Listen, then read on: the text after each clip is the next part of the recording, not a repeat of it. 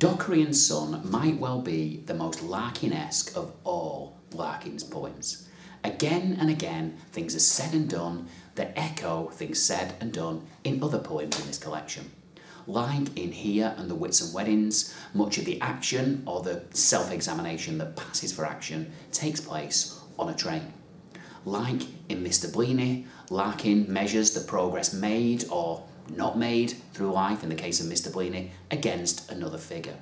And like in pretty much every poem that isn't about Sidney Bechet, he reminds us that what's waiting for us at the end of the line is death. So like reference back and Mr. Bleaney, this poem begins with direct speech from someone other than the poet themselves. In this case, it is the dean of a college, an Oxford college that Larkin is visiting for a funeral. We know it's a funeral. He's death-suited. He is a visitor. It's that phrase, death-suited, with its allusions to perhaps the Grim Reaper, with its allusions to the suit that Larkin has, blown the cobwebs off for this special occasion, but also that he is habitually, by character, by temperament, suited for death. Something that, as readers of Larkin, we know all too well how death-suited he is.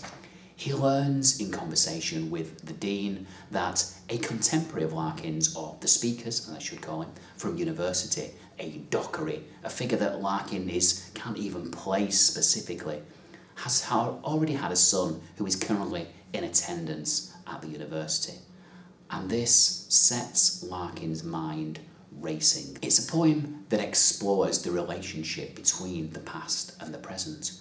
Whilst at the university, at his old stomping ground, Larkin, who's reminded by the dean of, some of the hijinks that him and his pals used to get up to, tries the door of where he used to live, and he finds it locked. That minor sentence at the start of the second stanza emphatically reminding us of the closure, the separation between past and present. What Larkin is doing here is aiming to understand what has brought him to the point where he has nothing in life. An image that is repeated with nothing with all his son's harsh patronage, whilst the Dockerys and others have gone forward and had families and, done the normal thing, the thing that Larkin can, of course, bring himself to do. So he looks into himself as he is on board the train and examines his own motives.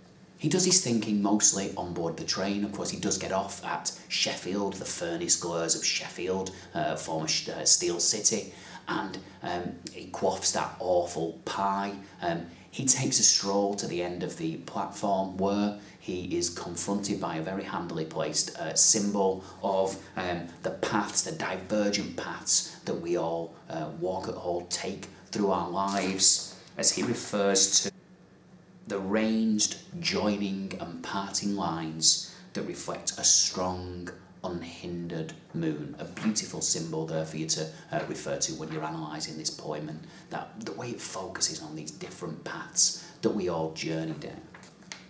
Throughout this poem, Larkin, we get inside the process of thought. We see his thoughts, kind of the tumble and jumble of his thoughts as he pursues different lines of inquiry and finds them blocked and changes his mind. There's a crisscrossing like those divergent train tracks. He's trying to decide for himself what are the decision process that has led him to where he is, that led Dockery to where he is with his son already in attendance at the university. In the fifth verse, Larkin asks rhetorically, why did he think adding meant increase? For Larkin, having a child is not something that adds to us, it is something that subtracts, detracts, takes from us. It is, as he puts it, dilution. It is, typical for Larkin, a very, very pessimistic outlook, and that in itself should hardly be surprising. We've come to know and, I hope, love this guy over the course of the 2 years that we've been immersed and wallowing in his world of misery and jazz. And what he does, he probes where do these innate assumptions come from? That belief for Dockery about, having a son will be increased, for Larkin, the dilution. Again, his mind, it jumps, it tumbles back and forth. But what he resolves, and he does at the end of this poem, he reaches a sense of conclusion.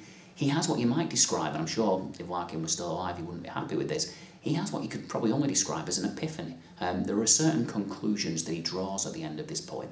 He does what many of his poems often do. We start from a specific moment, the funeral, the conversation with the dean, the discovery that Dockery, the knowledge that this Dockery, this contemporary of his, had this son, has got this son.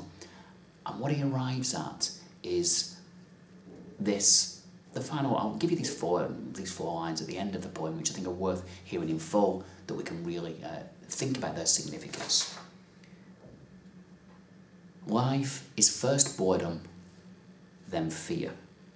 Whether or not we use it, it goes, and leaves what something hidden from us chose, and age, and then the only end of age. I'll sit up a bit there, slow down a bit there, so I'll try and jump back up to the top of the frame there. So that final flourish, it's really, it's as pessimistic as Larkin gets, which, as we know, is as pessimistic as human beings tend to get.